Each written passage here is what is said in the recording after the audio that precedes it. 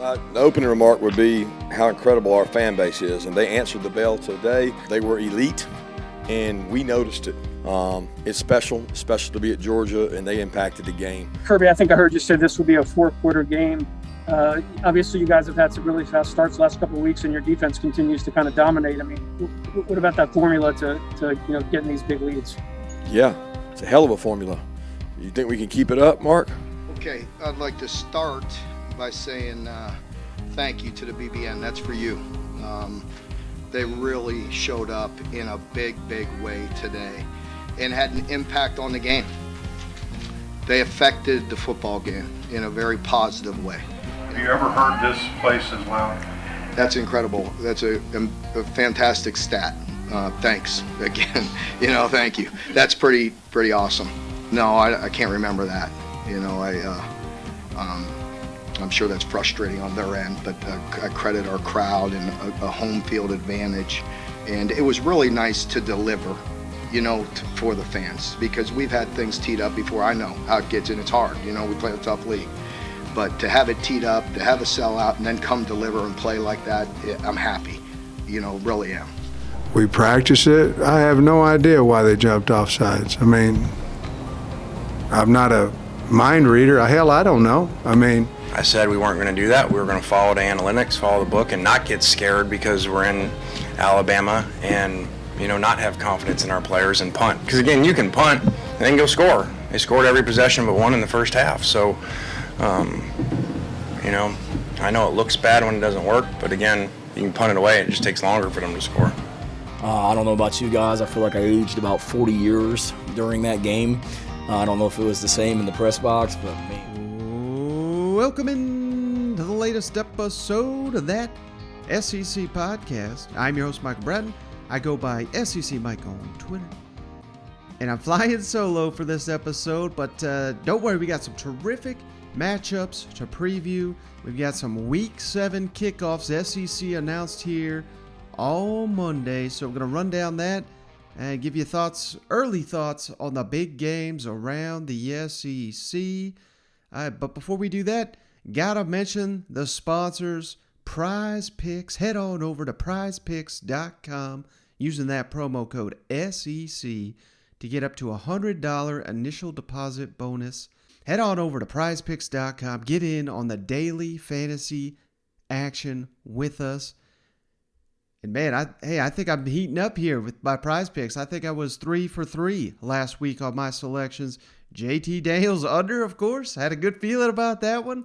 Tyon Evans, rushing yards and touchdowns. Man, he shattered that. And Kiki Chisholm, I believe he got the over on the reception. So, hey, I'm starting to heat up. I hope you guys are too. And if you want to support all the work we're doing over here at the podcast, the best way to do it is head on over to prizepicks.com, sign up, use that promo code SEC.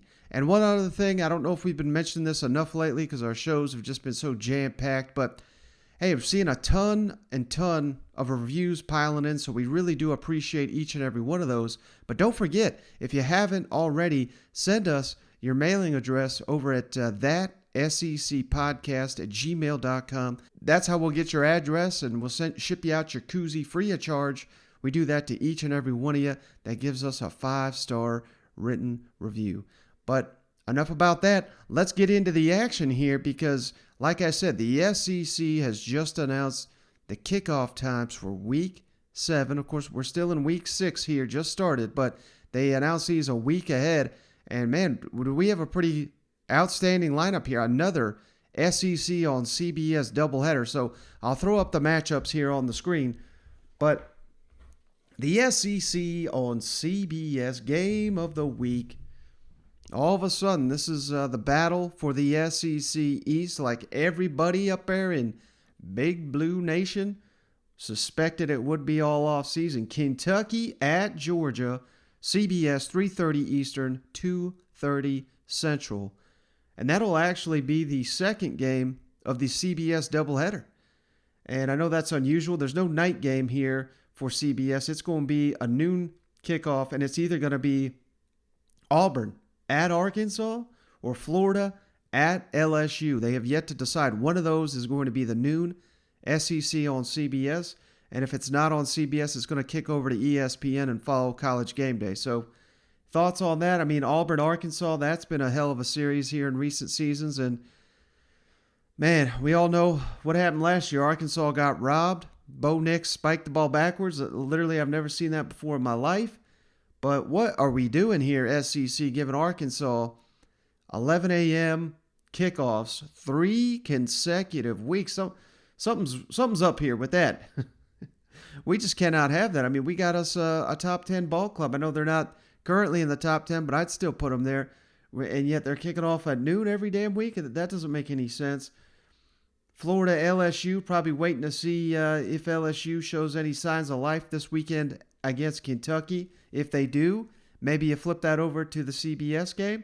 And we kind of got to say the same thing about Auburn going up against Georgia and Arkansas against Ole Miss. So we'll wait and see who wins those games to see who gets that CBS time slot. But we got a couple other games here. Texas A&M at Missouri. That's also going to be a noon Eastern, 11 o'clock Central kickoff on the SEC network. That one's locked in.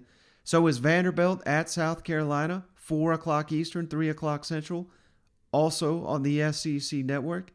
Alabama gets a night game at Mississippi State. That's going to be on ESPN, 7 o'clock Eastern, 6 o'clock Central. Nick Saban and company with those cowbells. And then, man, this game is going to be a fireworks show.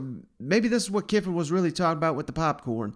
Ole Miss at Tennessee, 7:30 p.m. Eastern, 6:30 Central on the SEC network. Lane Kiffin returned to Neyland Stadium, first time as Ole Miss head coach under the lights. And I think that is, that's going to be something to see right there, especially if Tennessee can win this weekend against South Carolina. Not a given by any means, but if they do, well, they'll have a winning streak heading into that matchup. They're going to need the fans to show up in full support for that one. But speaking of fans, that is one thing I wanted to hit on before we jumped around the league. Something, it's clear as day, anybody who watches these games, these fans are affecting the games. It's something we said on the last podcast with Cousin Shane. Georgia's crowd played a factor. Alabama's crowd played a factor. We assumed LSU's crowd would play a factor, but I think that game was so late and it was so ugly that it was hard to get the fans into it. But we've seen it. Arkansas against Texas. I mean, these crowds are affecting the games this year. And as we look to the slate this weekend, that could be pivotal for matchups like Arkansas at Ole Miss. It's a noon Eastern, 11 o'clock Central kickoff. How fired up will the Grove be at that early? I mean, I assume it's going to be rocking, but we'll see. South Carolina at Tennessee. How rocking is that going to be? I mean, I'm not doubting these fans, but I'm saying you need to come out and support your team because we're seeing it, that it's really, really playing a factor. And hell, just look at what the Georgia Bulldogs and that crowd did to Arkansas last weekend. I mean, it was basically the ball game once things got rolling because the crowd got into it, the energy, the excitement. Home field advantage is back. I love to see it in college football. I think understandably that's why so many fans are upset at all these damn noon kickoffs. It's hard to get up for those, but it is possible. It certainly is possible to get up for those games. Auburn, of course, hosting Georgia. That's a game we're going to break down here in just a minute, but they're going to need, the Plains has got to be on fire for this game to help the Auburn Tigers. If the crowd's not into it, this is not going to be a damn ball game. Hell, the way Georgia's playing, it might not be anyway, but they stand no chance if not for, to get that crowd energized in the game. Hell, we saw what Kentucky did to Florida. They're going to do the same damn thing to LSU this weekend. These are home field advantage. Texas A&M against Alabama, obviously a huge uphill climb. You got to get these fans excited and fired up, and you got to give them a reason to get fired up. I mean, let's not put it all on the fans. The teams have got to show up and start fast, and that really could play the difference in a big, big upset or just standing your ground and getting the season going right for some of these teams like an Ole Miss, like a Tennessee, or springing the upset for an Auburn or a Texas A&M. So, I don't know. I just wanted to make that note because seeing, and this is not calling out any fan base because it seems like hardly any stadiums are being sold out. I know Kentucky just sold out the LSU game. They sold out the Florida game, but both of those basically the week of they had to announce, and that's not a Kentucky problem. That's around college football. So I just really love to see the home field advantage back in our sport. It really does change outcomes. I really do think that. So I'm hoping it kind of does the same this weekend with so many great games we got lined up on the schedule. But all right, I'm ready to preview some matchups here. So let's kick it around the league. Now let's go around the league. This is not a democracy. Everybody doesn't get to do what they want to do. Everybody don't get to do what they feel like doing. You got to buy in and do what you're supposed to do to, be a part of the team and do the things you need to do in practice every day. Sense of urgency, play fast, execute, do your job. Guys on the sideline sitting there pouting. I can't stand that either. Sit there and pout on a sideline. Because that's the ultimate in selfish. The last play didn't go my way, so I feel so bad. Well, nobody thinks, you're a tough person when you do that. Nobody thinks that. What they do is they point at you and laugh, and then they nudge their buddy and, hey, see that guy for this team over there on the sideline? And they'll use words like wimp, although they'll use other ones too that I think are even better words with regard to describing what I'm witnessing at times. We see you as a tough, hard-nosed, boring football coach. Oh, thanks a lot. Who says that? Sam, I think Arkansas was an underdog in every game last year, and I know you guys don't worry about it. I know we were, yes. Yeah. All right, I'm going to start here in Fayetteville first. Arkansas coming off that just a disaster of a performance, 37-0 loss against Georgia. No need to rehash that one. And now you got to face Matt Corral and this Lane Kiffin offense. One you mastered last season. Corral threw 6 interceptions. Cannot speak Matt Corral's name without a dozen Arkansas fans jumping on what a trash quarterback he is. I tell you, he's not trash, Ed. Hey, you can keep saying it, but you're probably going to find something out different on Saturday when the game comes around, because I think Lane Kiffin and company, it's almost like we saw last week. They tore Alabama a new one, right? And now Arkansas sitting here saying, well, now we're going to tear Ole Miss a new one like we did last year. Teams adjust. Teams learn. Teams get motivated. So, there's a huge question mark really for both these teams heading into this matchup. How will they respond? Both these teams got their teeth kicked in against superior competition. You still got everything in front of you. Here's an opportunity to get that ball rolling in the right direction. But it's also a matchup I think is winnable, very winnable for both teams. Make no mistake. It's going to come down to the team that responds and the team that forces the other into mistakes. And I also think that if you lose this game for either one of them, you can still have a big season, but your West chances are probably gone because you can't fall that far behind Alabama. And hell, Ole Miss already in the hole to them. Arkansas's not. As crazy as it may sound, Arkansas, who knows? If they play their A game, maybe they beat Alabama. They can win the West, but it's not going to happen if you lose Saturday at Ole Miss. So there's a lot to like about the Arkansas Razorbacks, I think, in this matchup, provided they do respond. We just saw that, the game plan for Alabama was essentially pound that rock. And who leads the SEC in most rushing attempts? It's them Arkansas Razorbacks behind KJ Jefferson and I don't even know if it's fair to call it a trio. They have 4 good running backs there in Fayetteville. So I think the game plan on offense is going to be pound that rock, limit Ole Miss's possessions, and that'll be key to the game because I really do think after throwing his 6 interceptions, Matt Corral, you got to hope that maybe he forces the issue like he did last season. If you recall, that was one where there was just a ton of wind and it was nasty out. And hey, go back and play the episode. I remember Shane was laughing at me when I said that, but it resulted in the multiple interceptions we saw from old Matt Corral. So I really do think that played a factor. That's unlikely to once again be the case here this Saturday when Ole Miss and Arkansas go head to head. So I think you may have to win a high scoring type game. You certainly don't want to get a shootout with Matt Corral, because if they're firing at all cylinders, that's going to be tough. But that's why you got to take the air out of the ball and pound that rock. And it certainly looks like Ole Miss's defense is not necessarily capable of stopping it. So this is the game of the week. I really do think Ole Miss and Arkansas, two of the better teams, not only in the SEC, but in the country. And I'll tell you what, if you don't got respect for Matt Corral, you are on an island there, because old Sam Pittman has got him respect for Matt Corral and what that quarterback's capable of doing. So let's kick it over to Sam Pittman, who talks about that. And kind of the highlight of the day here on the coach comments. Coach Pittman on Arkansas's response to losing to Georgia, and he says, we're going to make damn sure that that Georgia game does not cost us this one as well. Each and every game, but he'll probably have a little bit more on this one because of last year. Yeah, I was thinking that's going to be a really cool chess match, is that you defended them so well.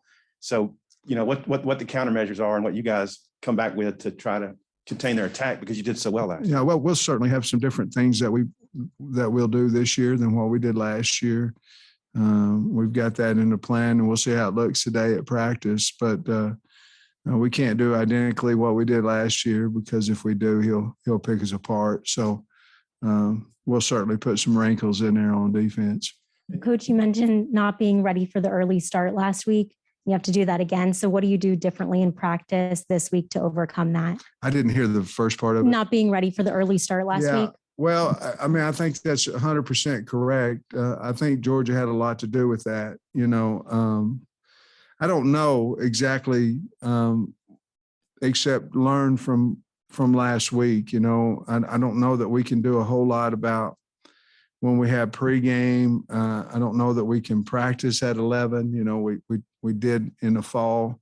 I think it'll just be try to get a different mindset going in there. In all honesty, I think everybody saw we just weren't ready for the grand stage yet, and that's all of us. And this is going to be a big stage because it's ESPN and all those things. But, the college game day atmosphere, the 93,000, there was a lot of kids after the game, after I spoke with them, said it's the loudest crowd. They haven't ever been in anything like that before. And we tried to simulate it in practice and obviously didn't have it turned up loud enough. But I think just try to learn from this experience that we just went through and try to learn from that. And I don't know that we'll have any different wake up or anything like that. I know I heard that Kirby played, I don't know if it's true, but I heard he played music in the locker room and things of that nature. We were trying to just go with status quo because we had practiced it for a week in fall camp. And obviously we all saw that, we didn't do it the right way. So we're still thinking about what we might do on Saturday to change that up. We talked a little bit right after the game about regrouping and not letting the game beat you twice and stuff. I was just wondering, and I know you hadn't practiced yet, but I was wondering if there was any specific incidences with the leaders or, the older players on this team where they have, said something to make sure that message has gotten across, I guess, internal leadership. I guess. I wouldn't know if they did, to be honest with you.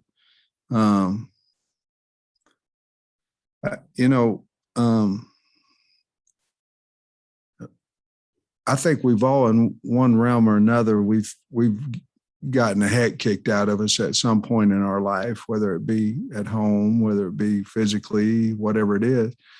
And the only way I know how to do it is you get up and you brush the dirt off, you brush whatever it is, and you go back to work. If we do a tremendous amount of difference in what we've done before, I mean, look, we've been underdogs in 14 of our 16 games, including Saturday. We've never been favored to win an SEC game. We're doing things right. We just got to do them better. And so if I make a mountain out of a molehill because we went and got kicked. We got to correct the situation. We got to do better. We got to cut the penalties out. We've got to do better. And we got to coach better. But if I go totally off and start having meetings with the players and all this stuff, I think I'm sending a message that I'm panicking, and I'm not, because we got a good football team and we got our butt kicked by a really good football team, and we don't like it and we're not accepting it. But I'll be damned if Georgia's going to make us lose this Ole Miss game.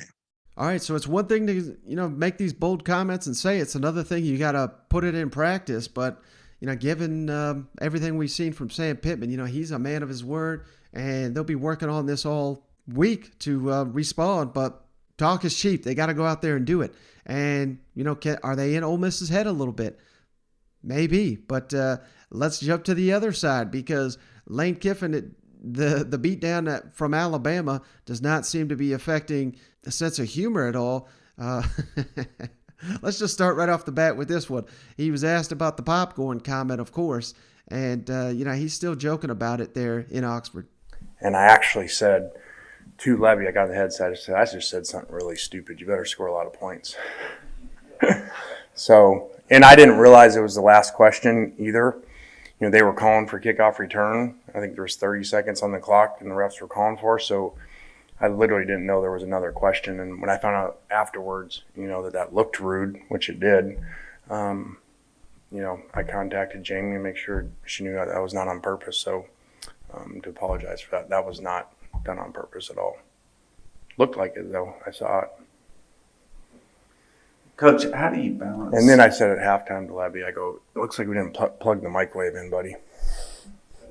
All right, so I appreciate the fact, I threw this out there, and, man, you should see the comments. Half are, I love this guy. The other half are, what a joke this loser is. We hate him. And it's just the latest evidence of how divided everybody is on their takes. But I thought it was fantastic. I mean, what else can you do when you kind of make an ass of yourself? You got to laugh at yourself, because that's basically the only way to move on from it. But rest assured, I don't think that it was a case here where Alabama just showed everybody, well, here's how you stop Ole Miss.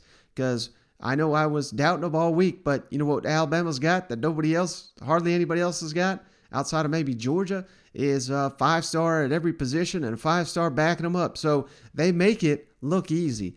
Maybe they did give the blueprint to Arkansas. I know Arkansas's got a hell of a defense, but it takes a lot to slow down this offense. And I really do think that Lane Kiffin and company, they are going to have something worked up for these Arkansas Razorbacks after last season. And hell, he says even they adopted Arkansas's defense to an extent, which is something we kind of hit on the last episode as well. And so they're studying how to attack that if they're practicing basically against a similar look on their own team. So Ole Miss is going to come prepared for this matchup, and I certainly think that Alabama game meant the world to them. But I think if you were being honest with them, I bet you this Arkansas game was probably number 2 on their list of games they most want this season, heading into the season, exiting camp, is them Arkansas Razorbacks who've been talking trash for 12 months, and they've earned the right to do so. But this is an opportunity here for Ole Miss and Matt Corral to get back on the Heisman track. And again, I know they're in a hole because they lost to Alabama, but they still got 7 SEC games to go, and there is a lot on the line for Ole Miss, and this is an opportunity for the offense to get back on track. If this is the offense that shows up prior to Alabama, Arkansas is going to be in some real trouble, and that is something that Lane Kiffin talks about as well on his team and their ability to rebound this week as they prepare for the Arkansas Razorbacks. Where you see the keys to that being going into Saturday? Well, this is the SEC and the SEC West. You go play the number 1 team now. You come home to, a top 15 team that, obviously, struggled last week against, I think, what it appears during the bye of watching people and stuff like that. You got 2 super elite teams this year. with great players, both sides, but especially defense. And then it seems like there's kind of a drop-off. So, gauging them in that game, everyone has struggled. Georgia's got great players and exposes people. So prior to that, they were playing extremely well. They run the ball really well. They don't give up explosive plays. I think they're second in the country in pass defense. So this is a scheme we struggled with a year ago. We basically switched to it pretty much on our defense because it's really good, and they do a great job. When you've got a game like this one coming up where both teams are coming off of pretty big losses, does anything change feeling-wise when it's just two teams that are trying to rectify last week? Does that affect anything at all? Obviously not in preparation, maybe on the outside, because both teams struggled a week ago versus the two best teams in the country, but still a matchup of top 20 teams, that have come a long ways, in 2 years, especially them. This was a team that, 2 years ago struggled to play any game close. I remember, losing by a couple scores to North Texas. So Sam has done an unbelievable job. The Arkansas game last year was a tough one for Matt, but it seemed like it was kind of a pivotal moment for him. How did he sort of handle everything during that game, and how did he kind of handle everything that came afterward? Well, I think that game taught him a lot. I think it helped a little bit in this one. When this game wasn't going really well, he forced one, but outside of that, he really, scrambled back and got 2 yards. It doesn't look pretty, but the sack caused fumble. But outside of that, there's obviously a big difference. He threw no interceptions versus 6. So, I think he learned from it and will be tested this week because I wouldn't think they'd change. All right, next on the docket, let's jump on down to Athens with the Bulldogs. My number one team in the nation. They got to prepare now to face a very improved Auburn Tiger team, a hell of a lot better Auburn team than I suspected we were getting leading up to the season. And Bo Nix, if he plays like he did against LSU, all of a sudden, Auburn's a very, very dangerous team. Can he be a hero like he was against LSU's defense going up against his Georgia Bulldogs? I don't know. That's a tough task, but he just did it. So, he's feeling the heat. Maybe that, there's players that respond to getting benched, and maybe that lit a fire under his ass. Who knows? But he certainly carried the Tigers to victory in Death Valley. Now he's going to have the home field advantage. They got the Georgia Bulldogs coming in. Historically, I know Georgia's been dominating the series in recent seasons, but still, Auburn typically plays them pretty tough. And like I said, Bryan Harsin, I think we're starting to see more and more what a hell of a coach he is. Doesn't quite probably have all the pieces he wants to run the system that he likes, but he's adapting to his personnel. And now we got a Georgia Bulldogs team that people like me telling them they're the number one team in the country. Everybody, I'm sure, on campus is telling them that. They're reading their press clippings. Now, Georgia has not had a single game where they've let up at all. And I'm not certainly saying that going into the South's oldest rivalry, they're just going to cruise and take it easy. But, hey, stranger things have happened. So that's why, this is college football. That's why I love it, man. It's so unpredictable. You just never know what you're going to get week in to week out, unless you're talking about damn Nick Saban's dynasty down there. They're about the only ones that show up every single Saturday without question. So, this is an interesting matchup. And again, maybe this is the one where Cousin Shane was asking me, at some point, Georgia, without JT Daniels, they're going to have to push the ball down the field. They're going to have to open up this passing game. What if Stetson Bennett is making mistakes? We don't even know. JT Daniels going to be the starting quarterback? Is Stetson Bennett going to be the starting quarterback for this football game? Auburn's got themselves a nasty little secondary here with the likes of Smoke Monday and McCreary's back there. They have some really, really good players in that secondary. Can you lean on the running game on the Auburn Tigers like you did the Arkansas Razorbacks? I don't know if you can, but hey, we're going to find out here on Saturday, no doubt. But that is something that Kirby Smart is hammering home with his team. Don't read your damn press clippings. We've not accomplished anything at this point. And we ain't played nobody. He said he was going to say that that was going to be the message to the team. And hey, you look at those standings, Auburn, I know it's just one game, but they're undefeated right now in the SEC. So same as Georgia. I mean, this is not a game that Georgia Bulldogs can just completely overlook, and it's compounded by the fact that they don't know who in the hell their starting quarterback's going to be due to injury. So Kirby also gives an update on JT Daniels. The challenges they've had and the ones we've asked them to do. Don't worry, I'll have a quarterback question later, but defense. I was real nervous. Y'all are I know it's just 5 games, but y'all are kind of in rarefied air in terms of what's going on right now. What is the culture among the players on this defense as far as how confident are you that they're not going to read the press clippings? They're going to be more sure about this? Well, they're definitely going to read them. I mean, there's no stopping what they see on their phones. So that's not, they're going to read that. Is it going to affect them? Is it going to poison them? I hope not. I certainly hope not. I think the standard of being elite is what keeps them from becoming poisoned. And when you compare yourself against greatness, there's a certain standard you have to reach, and it kind of supersedes the opponent. And when you say, I want to be great, and what does great look like, and you see pictures of that, and you see stats that reflect that, that's what you're trying to emulate, and you're not trying to make it about who you're playing. And it's always about who you're playing, because you have to talk about their personnel and what they do. But the buy-in from this group has been good, the cohesion, you know, and like I said, like, who's the superstar? I don't think you could name one superstar really on this whole team.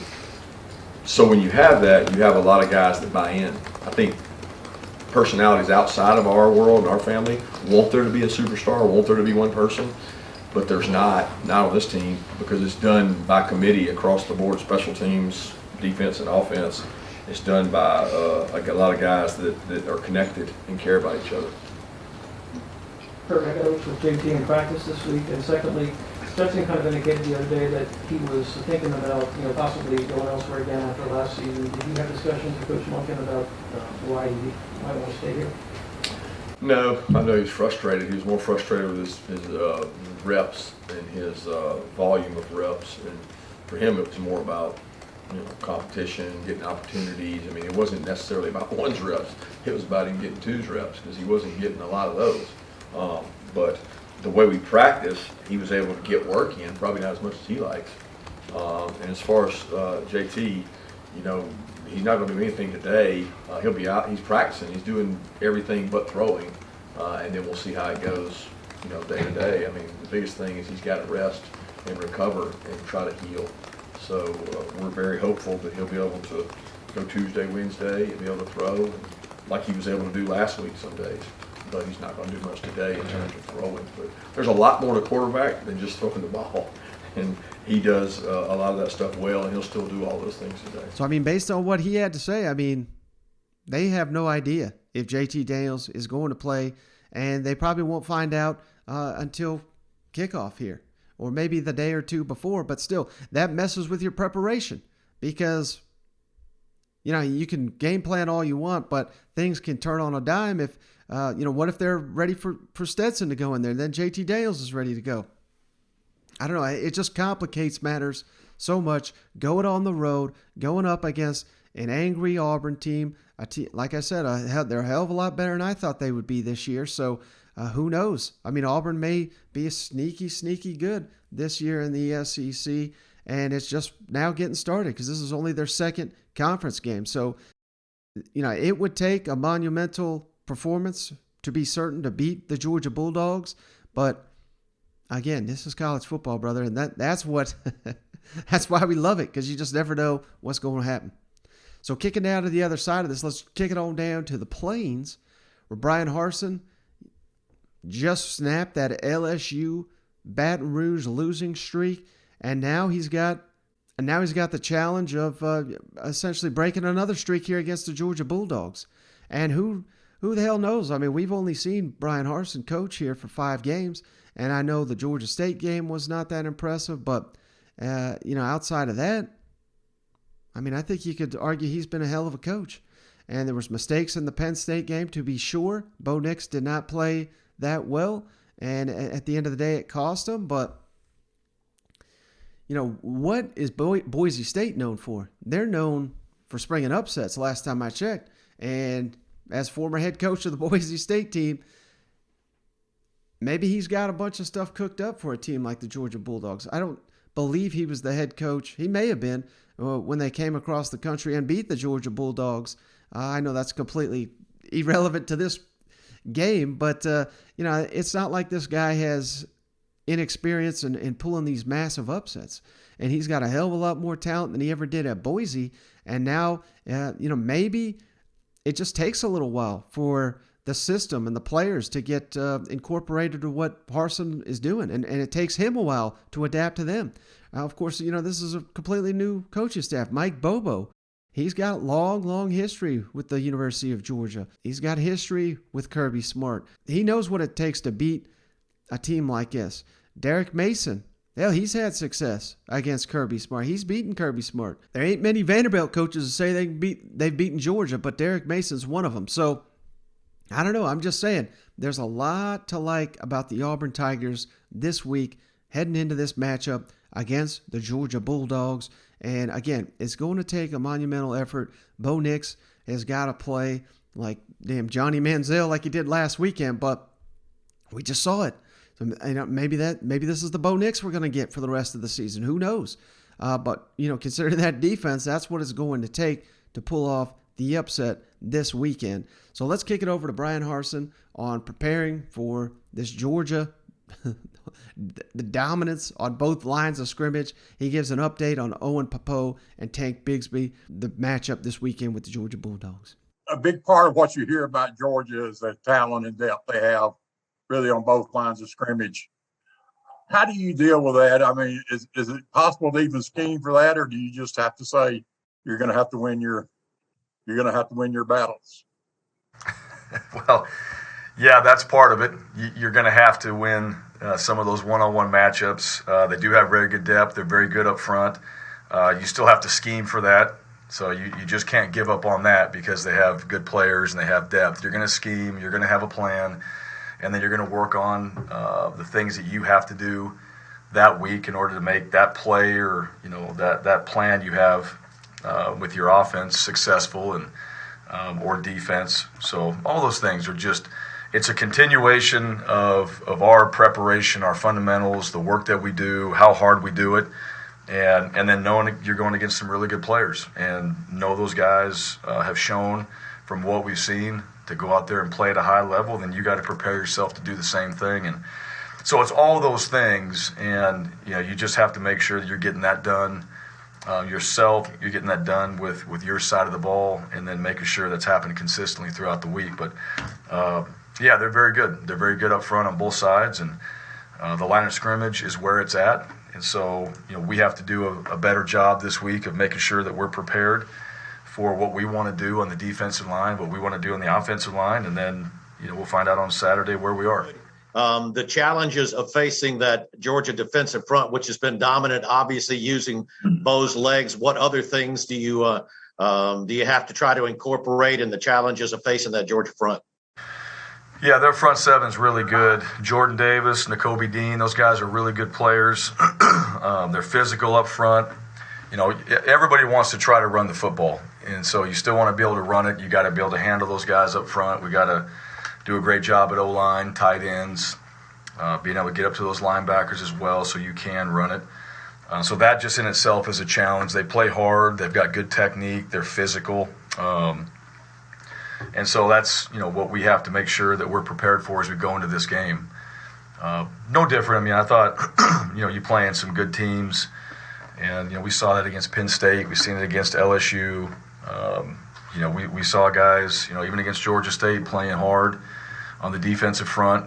And, a lot of defenses, that's where it's set up, is your D-line and your front seven. And I think a lot of teams want to be set up like that. And then your back half, you got good players back there, and they can move those guys around and do some different things with them.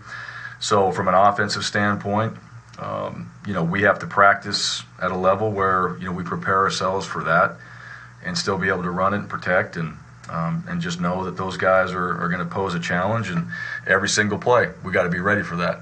So how you prepare yourself is you go out there every single rep in practice that you get, and you try to play hard, and you try to make sure that you're fundamentally sound, you're doing your job, we got the right calls, and everybody's on the same page so that you can execute whatever your assignment is. And you're going to get a one-on-one, and you got to find a way to win the one-on-one. That's why you do individual. That's why you spend time in the weight room. That's why you do all those things. So at some point when you get a one-on-one, that's your chance to use some of the techniques and things you've learned, but it's also, you just as a football player, that's your chance to try to win that one-on-one. And that's a great challenge, and I think why a lot of guys play the game is when you get in those moments, hey, it's me and you, and you get to go out there and challenge yourself to try to win those battles. Coach, can you update the status on Tank Bigsby? And Owen Pappo didn't go on Saturday as well. Tank seems like he may be a little dinged up or dealing with some things from previous games. No, Owen didn't play. I hope he does this week. I hope that he would have last week as well. So it kind of comes down to game time. As far as Tank goes, no, he's fine. And everybody that was on that trip was able to play. We hope that Owen was, and we'll see where he's at this week. Fully expect him to be out there and ready to go. All right, guys, so that's going to do it for this episode of the show. Cousin Shane will be back on the next episode. We'll preview some more of these games. I think we're getting in a little of a tradition here. We want to save the Tennessee matchup for Cousin Shane. And, of course, I got to save him at Kentucky LSU. So we'll be talking about that game and many more with Cousin Shane on the next episode. But that's going to do it for this one. I appreciate each and every one of you hanging out. Catch you on the next one.